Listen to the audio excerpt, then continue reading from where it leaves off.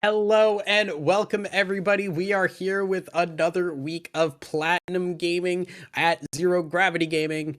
I am excited tonight to get into the games because we have Aegis Gaming and GNE Ruby. I am Thousand Eyes alongside Gavin on my left. Are you excited to get into the night tonight, Gavin? Blech. Yes, I am. Let's go. Let's boogie. I am very excited tonight, especially because this is kind of the night where we're looking to maybe see some upsets coming in. G&E Ruby not doing too hot coming into the tonight. They're still looking for a win, and they're the only team so far that is looking for the win. But Aegis has been doing really well for themselves and just popping off throughout the season. Yeah, I'm excited to see some good gameplay. I was looking through the OPGGs and seeing some interesting and spicy picks potentially. I'm not talking about there are other things I'm excited to see. Well, we are still waiting to get into the draft here yet. Players still working and getting into the lobby. Is there anything that you are looking at least from a player perspective? Who are we looking at in terms of who are the strong players on these teams? So Aegis's mid lane plays a lot of assassins like Ari, who's very strong in the meta right now. I saw some Zed in there. I love that. I haven't seen any Zed in a long time. So like Kassadin's like one of their top played champions, and we haven't casted. I think we casted one Kassadin game, and it didn't grow that great. Um, so yeah, I'm excited to see some interesting picks coming through. I mean, look, I'm worried because whenever we see interesting picks, it comes along the side of something like Brennan, who gives us the absolute eye damage that is Yumi 80 carry. But the Zed would be an interesting change up, and I'd be very excited to see that come through. We have started the picks and bans here. Kennen being banned away, Kale being banned away, the Cassidin taken away, but importantly, the Jinx, one of the meta picks in the AD carry pool has been taken away from GNE Ruby. Yeah, Jinx is just really strong right now. She's basically just good in all scenarios. There's no losing lane for her. There's lanes where she doesn't punish as hard as she could, like Caitlyn and Lux can still force her under tower, force her to farm, but like she's still she has built-in wave clear and stupid ability to catch people out with the zap cannon and the chompers. So I mean it's a good ban. I'm excited to see Kaisa. I hope it's the my favorite build is the tier item into I'm blanking on it. Natcher's Tooth and then into Ludens because that gives you all three upgrades really fast and the poke damage is disgusting as well as being able to like you still have a lot of auto attack strength and it just mostly comes for when you pop your passive. So I do really like that build. Anivia is someone I was expecting to see who I haven't seen in a long time, so I don't know how you dive in Anivia. That is a very good question. Alistar also coming in, which is definitely one that we have not seen in and around the support play pool for a while, at least compared to how much we have seen him throughout League of Legends history. He's kind of taken a break for a little bit, but the Anivia and the Alistar really setting up for those really long fights. The Alistar and Anivia can survive for a long time, and they have a lot of damage over time or crowd control to keep people in that damage over time. So GNE looking to maybe go for some mid to late game fights and kind of just scale up, stall things out, while Aegis with the Gragas definitely looking to have some sort of influence in these skirmishes in the mid game. So I think if I was Aegis, I would basically go all in on like poke comp because you have the Anivia and the Alistar and those are really good at like dissuading dives because even if you manage to get on top of the Anivia through her CC, she has that passive, so she buys time for her team to catch up and deal with. But the Nautilus is interesting. It does look like they are going full dive comp. I think Nautilus specifically when paired with Kaisa can be really strong. I think if it's your only tank threat on the team, you have made a grave error. But paired with the Gragas and the Kaisa actually do like. So yeah, both some interesting drafts. Ezreal was the pick that they missed. Okay, so we are going to be getting the Ezreal, which kind of does, once again, just point to those late, long fights. Just stall them out as long as possible. So I like what G&E are looking to do right now. So we're going to see the Kindred ban come through here. And that, oh, no, it is going to be switched to a Jax last minute here, which is a little surprising to me, unless G&E really have a specific pick in the top lane that Jax does well against. It's a bit of a weird one to just take away when you haven't even picked a top laner for yourself. I actually don't hate it. Like if you have a top laner in mind, and because Aegis's top laners tend to play a lot of tanks, and so like if you have something in mind that gets countered by the Jax, it's smart to just get that out of there. If there's nothing else too pressing, like you haven't, I don't hate it, um, because Genius comp right now is all just like we're gonna set up a wall and and eventually we'll win. Cause it's really hard to get through to Anivia, Alistar, Ezreal so far because it's a lot of you can't kill me. Yeah, and the Ornn also being taken away from Genie. So it does seem like Aegis is on to what Genie want to do. They want to get beefy. I mean, the big thing that I'm looking at right now is where's the early game from Genie? Because they have really solid, like late game 5v5 team fighting, but the early game is a little bit concerning right now because Anivia does not really have any presence against any mid laner that you're going There to it is. see. There you go. All right. I'm going to shut my mouth because as soon as I start talking, people want to make me wrong. The Kiana being locked in, assuming that will go into the jungle there. Probably gonna be jungle. I can't imagine it going mid lane and shoving Anivia to top lane. I guess maybe I don't know. But yeah. So probably Anivia, Kiana jungle. They both have ice.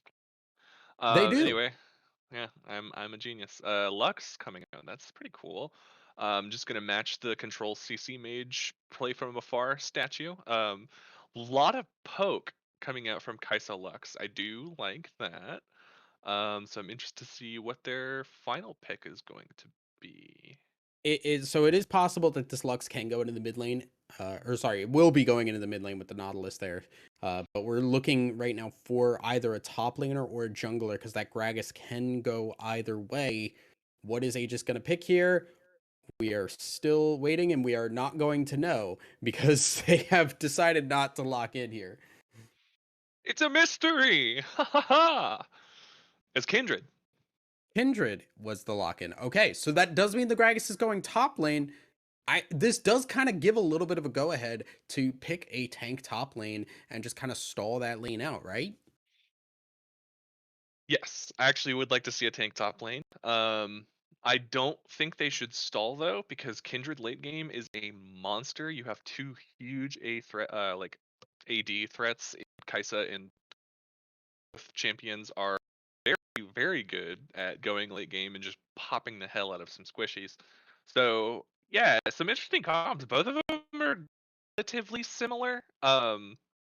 Like they both have tanky-ish top laners and tanky support want to dissuade, engaging on their backlines, or they also have that pick potential. So these are really similar comps, and I'm just curious how they're gonna smash them together. Whether it's gonna be super violent, we're gonna fight all the time, or whether both teams are gonna decide, we're gonna sit back, let this scale, we'll see how it goes.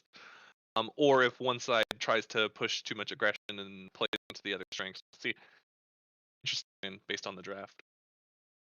Very much. And I think it does scare me a little bit for GE because the big thing about when you look at compositions that are really similar, whenever one team gets ahead, it's kind of a impossible climb to get back into the game because going to do the same thing the other team is doing, but they're just going to do it better than you at pretty much every step if they are far enough ahead. And that's a problem, especially when you're going up against a team like Aegis that has been doing really well this season and G&E who have been faltering throughout. I would really like to see what, G&E is going to do to try and go a little bit further. I see the confusion. Okay, we're Yeah, we saw the barrier on the Kiana, which is why we were raising our eyebrows there. Um, but we want to see G&E Ruby have some sort of presence in this early game, because if they start falling behind, Aegis has proven that they are a team that can close things out. Yeah, this is so interesting. Both they're so similar. Both assassin like Kindred is an AD carry, yeah, but she also like if she gets those stacks early and she builds a certain way, she can be an assassin with how much damage she's able to spit out. And there's so much safety in that ult, like it's just so useful. And I actually do love Kindred when paired with Gragas because you can knock people on ult. Like, oh, I'm an ult. You can stand here. You're safe. Just come in low health. You're fine. And then actually, no, idiot. Take a look to the face. Um, but but yeah, so it's gonna be interesting. I really like these drafts. A lot of poke on both sides, a lot of engage on both sides, a lot of tankiness on both sides. So it's 100% gonna be an execution. I don't really give the edge to anyone in the draft. There are parts I like of Uni better, and there are parts I like of Aegis better. So 100% in the execution. Yeah, absolutely. I think the big noticeable difference here is where the power points in the early game are, because like you said, the Kindred takes time to scale up. She's not really that great at dueling people early on. Kiana, on the other hand, can really put a dent in people. So the Kiana really does have the ability to put the gas pedal down on some of these lanes, and if you get like a Gnar ahead against a Gragas, Gragas is not going to have a fun time in that. If you get the Ezreal ahead against the Kai'Sa, it's going to be really hard for Kai'Sa to walk up and farm. I would love to see what's going to happen here, but right now, is there anything so far that you're maybe looking to have one of these teams do before we get into that late game where it is kind of a very similar style of composition? So I just noticed Kai'Sa took exhaust along with the ignite in the bot lane, so they're looking to kill in that lane, which is exactly what I would want to see. Because Kai'Sa from ahead, terrifying. Kai'Sa from behind is a nuisance. So getting Kai'Sa ahead is a huge part of their game plan. Allowing Nautilus to roam and win that matchup for Lux, because there should be no way that Lux kills an Anivia in lane, which you can kind of see. They both took teleport. They're both recognizing like nobody's killing anybody in this lane. I think Anivia has a pretty decent amount of kill pressure on Lux. She's an immobile mage, so put up the wall behind her. One of two things happens: she flashes or she dies. So it's smart. Yeah. So I expect a little bit more kill pressure on the side of Aegis on the bot side. Jungle and top lane in the 2v2, I really like Kindred. Kiana more sustained damage. She has execute, so if Gragas can get him low, got the execute on the E, job's a good one. But yeah. So I think Aegis have the slight head in the early game, but it's going to be again entirely how they play it. Absolutely, but we are going to take a break as we get ready for game one of the night, guys. Don't go anywhere. We're going to be back with Aegis Quantum versus G&E Ruby.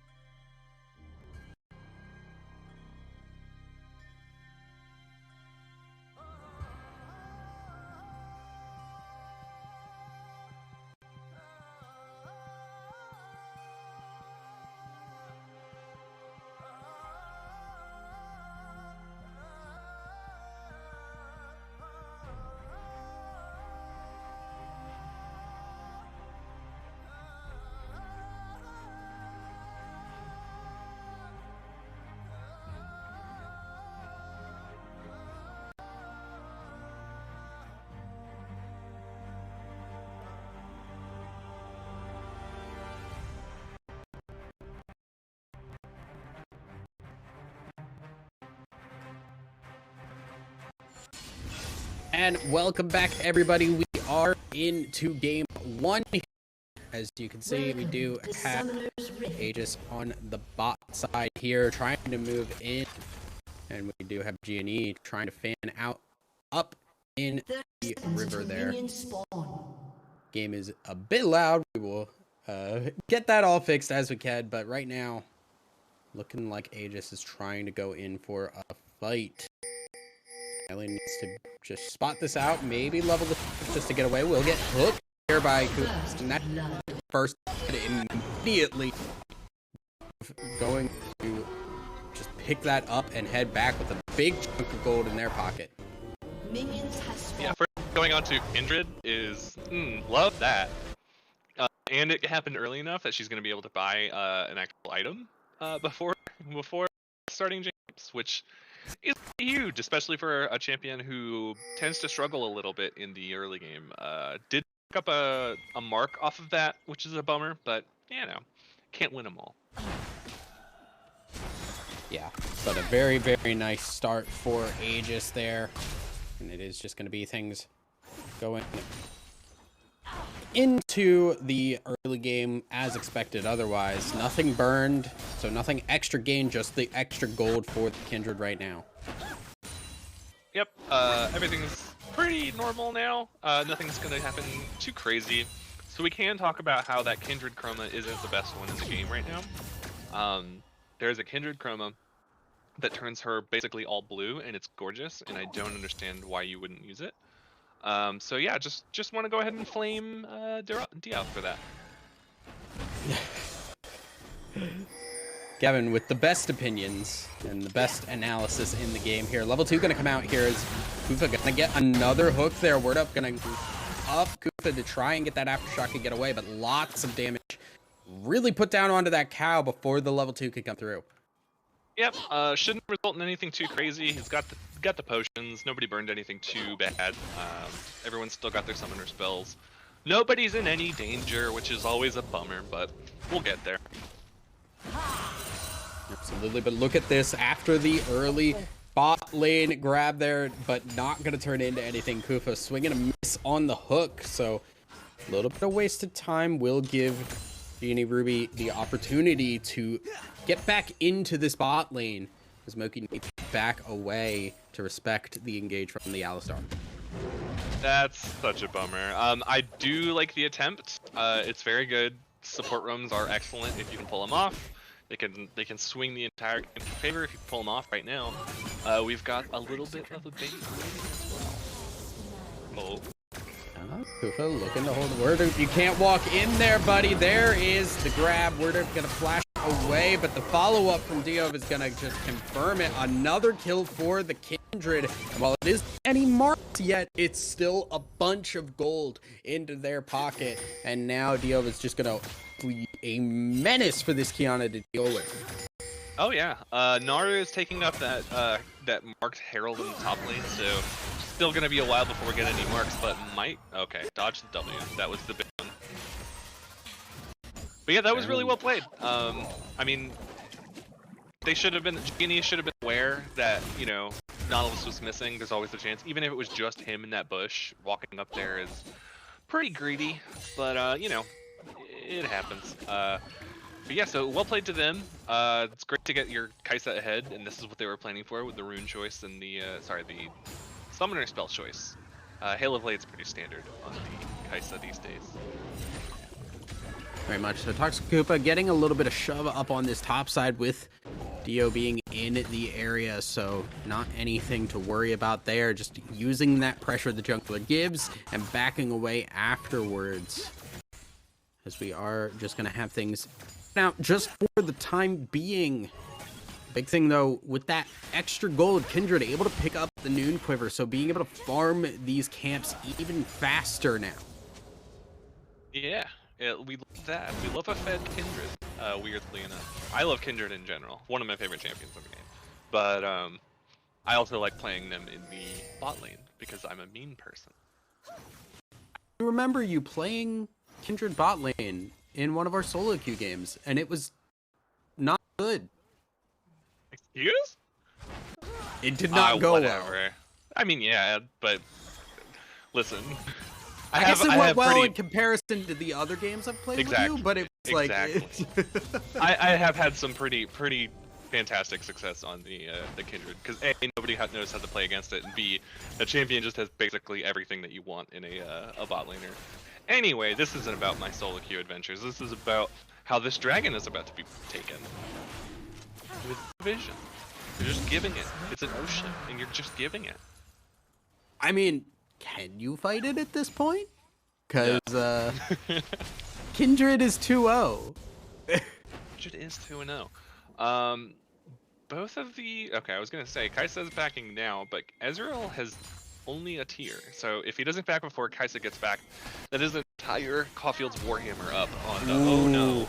There is the ult from the Lux. No extra damage going to come through, but the Kindred is there for another kill. Kufa is just dominating this entire bot side of the map, and Duvy is just getting all of the gold for it. So really great job and great roams from this support on Aegis.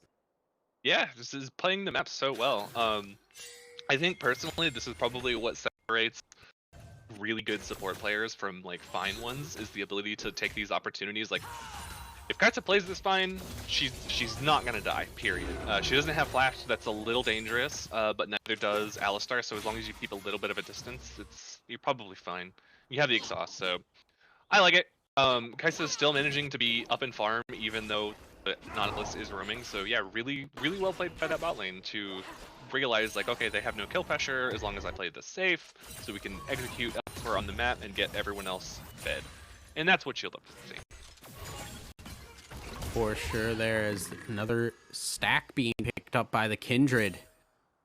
Really starting to get out of control. Look, I'm not just talking about this game. Stacks have been picked up by Kindreds in other games. I wasn't even correcting, I was just pointing out. Okay.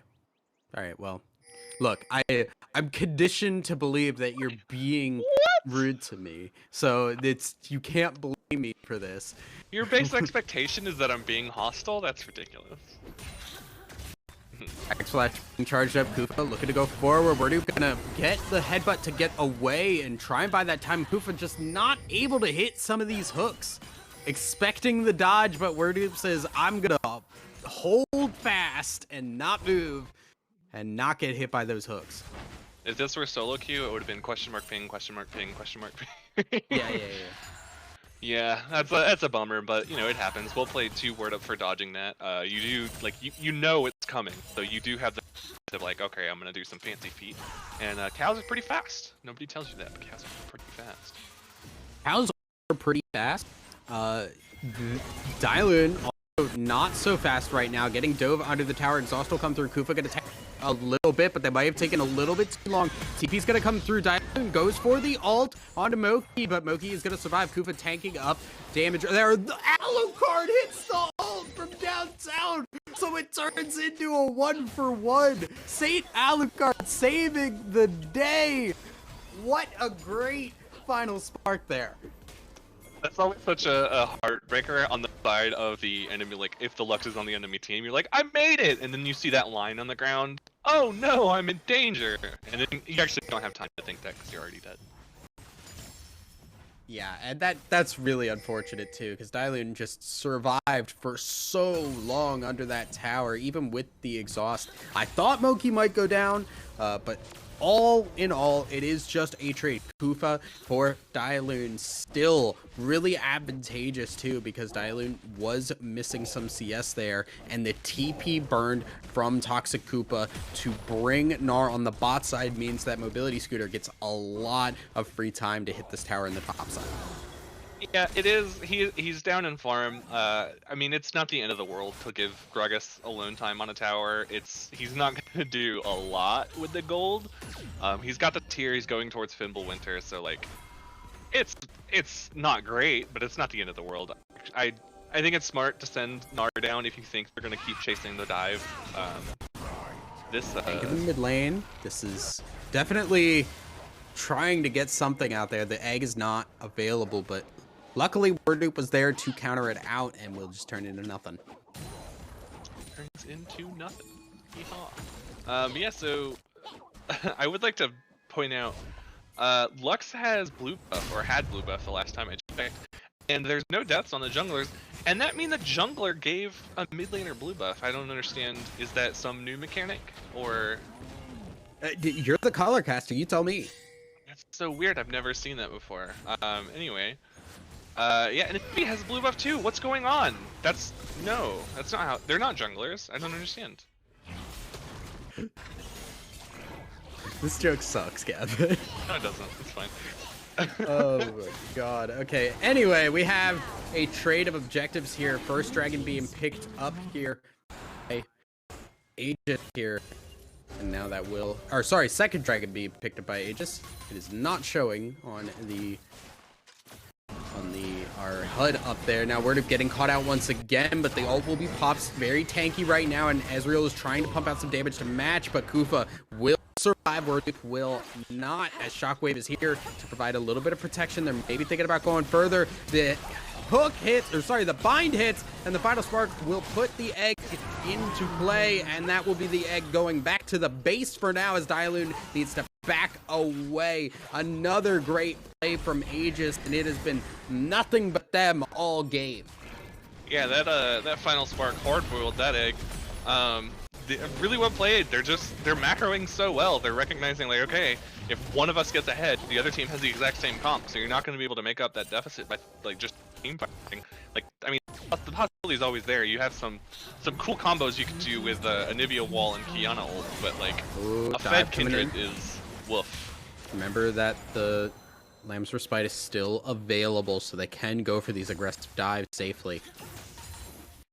Honestly, even if she didn't, they're so far ahead. That is 40 CS difference in the bot lane. That's rough. That is a completed mana item for Kai'Sa. Hopefully going towards Nashor's Tooth second. Otherwise, I'll cry. But yeah, so like generally just gold leads across the board. I think Gnar is the only one on the team that has more gold than his counterpart, and that is true. So far, the Hullbreaker, though, is going to be a very, very good thing for G&E. They need some kind of power point on their composition right now, and I think the Gnar is the best thing that they've got. Going Hullbreaker, which got nerfed. I mean, it's still a strong item, but you're not going to have anywhere near the dominance that you had, if you remember, the Prime Gnar with Hullbreaker, because that thing was a menace. So I don't know if Gnar is the champion that you can rely on to carry you out of this deficit that you're in. A Fed Gnar is not going to pull you out of 2K against some hard scaling like Kindred, Lux, and Kai'Sa. So yeah. See, proactive warding immediately gets taken out. Yeah, there is certainly an avenue back into this game. I think they just need to start recognizing, like, okay, they're grouping top lane, we go bot lane. Just kind of basic macro stuff like that, where you kind of minimize losses and take objectives where you can get it. Instead,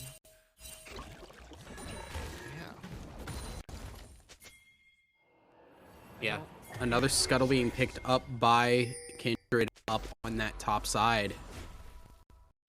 And objective bounties are going to be available. Tower plates have fallen. This is where the game can start to open up very massively. Especially when you look at the siege potential with both the Kindred and the Kai'Sa as well. There is so much scary. Look at Koopa getting into the Kiana's face and making sure that she can't even feel safe in her own jungle now.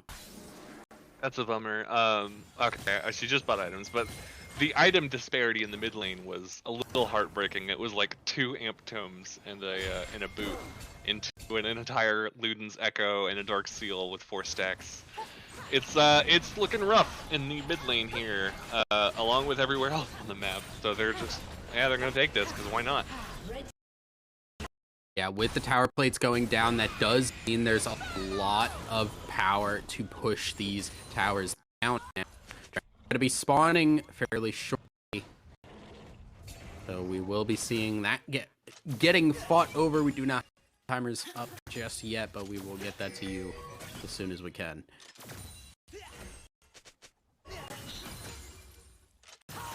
Or which timers are we looking for? Looking for the objectives timers. So Mountain Dragon's going to be up in about 30 seconds. Herald has another 1:30 on it.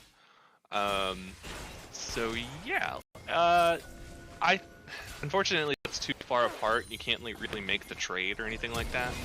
Oh wait, this is a good pick here. There is the Kindred going down immediately.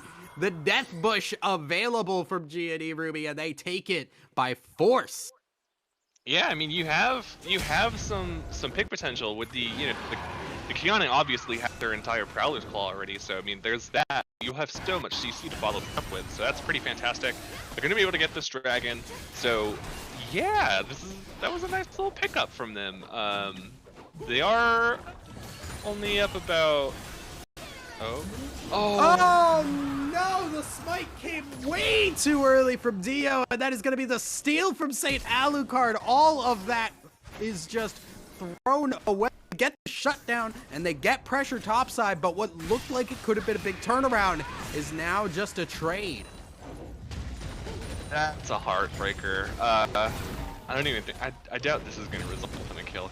It's Gragas. He's just gonna scoop it is away. Gragas, but Toxic Koopa is doing a decent amount of damage. No. Ultimate available now. That is the Gragas actually shoving Toxic Koopa under the tower. Flash will be burned just to keep them alive. As Kindred is trying to get in Toxic Koopa gun and just hop away. Now you can't back there. There is a Kindred coming for you. On her. Yeah, and Toxic Koopa is gonna be going down. We should be able to pick this one up pretty quickly, and there is the Koopa there just to give some assistance. But he's so one-sided. And that was Kindred's 4th mark. So Kindred officially online and dangerous, very very dangerous. Yeah, this is looking a little bit more on the side of Genie, if I'm being honest. I mean, obviously, like, they've shown that you can have sitting in a bush, but Aegis is doing so well about canceling all of the vision that Genie tried to, which is exactly what you need to do, because that is literally their only avenue back into this game, is those random, oh, you didn't expect us to be here kind of things. So, smart of them, they're doing the vision control, they're managing their expectations, they're trying to oversee. It's really well played out of them. Aegis and their team comp just pretty much perfect. Yeah, but right now it is just on Genie to keep making those kinds of plays and capitalizing on the gains that they get. Like the draft didn't go over very well. Is yes, is a Doran's shield.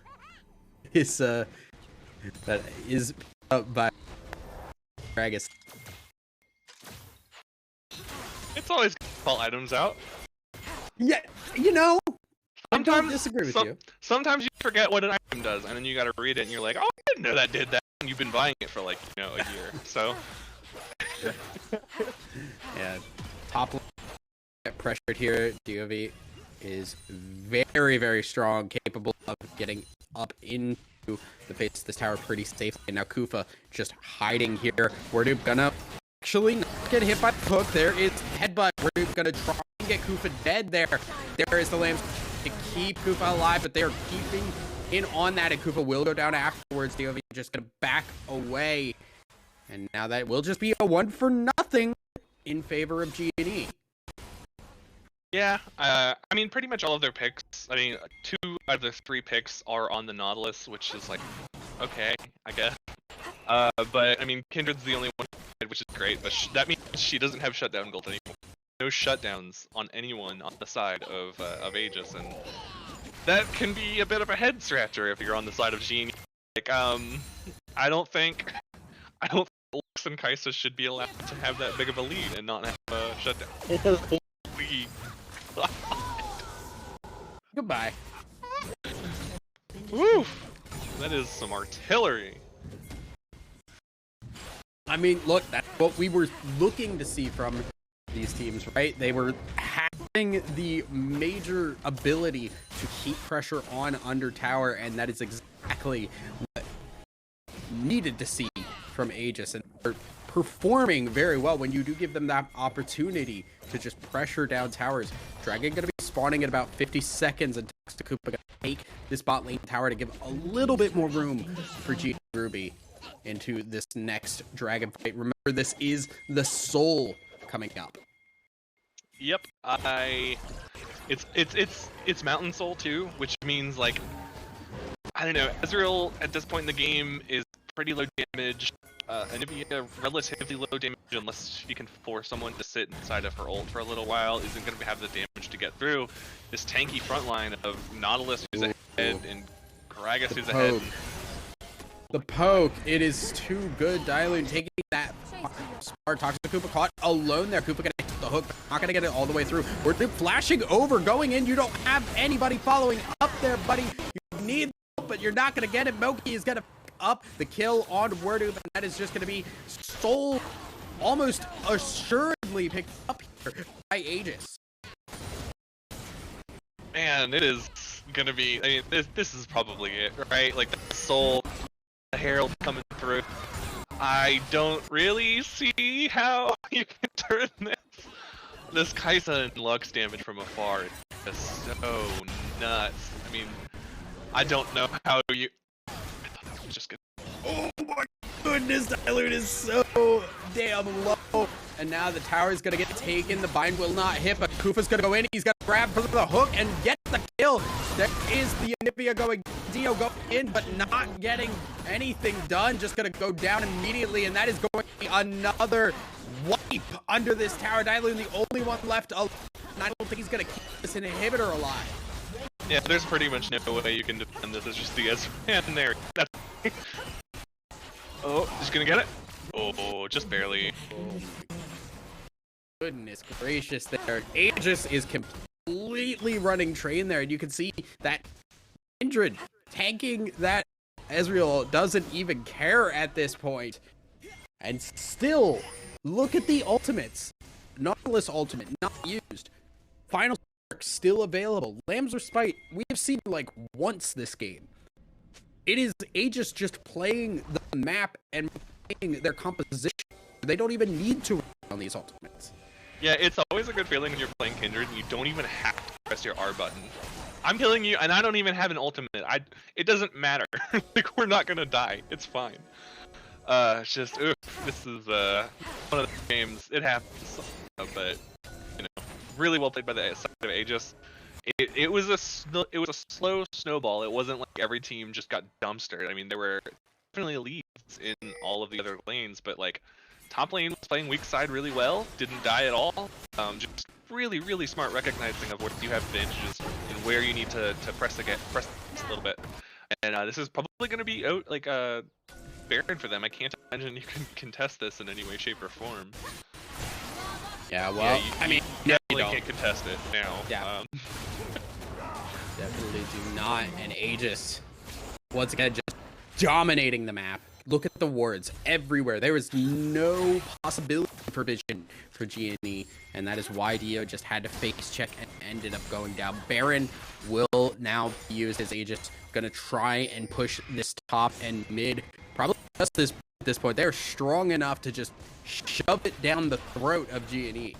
Yeah, I think you should put it mid lane. Like you're so strong. Ezreal has to, like one person has got to cover bot lane before it's gonna push, and so like you could just you could do that. You could just do that. Yeah. There's the potential there for that. Here is the killer instinct coming in to get a kill now. As we just doing some damage. There is the Nibby coming through. Nibby gonna get the heal from the Lamb's Respite. Dio just backing out. Trying to get a triple kill for card, and that the game an utter stomp from Aegis. Like it wasn't that each lane got solo killed, got outplayed. You know, it wasn't that kind of stomp. It was just really well played macro from the side of Aegis of recognizing when they can send a Nautilus out or start getting it.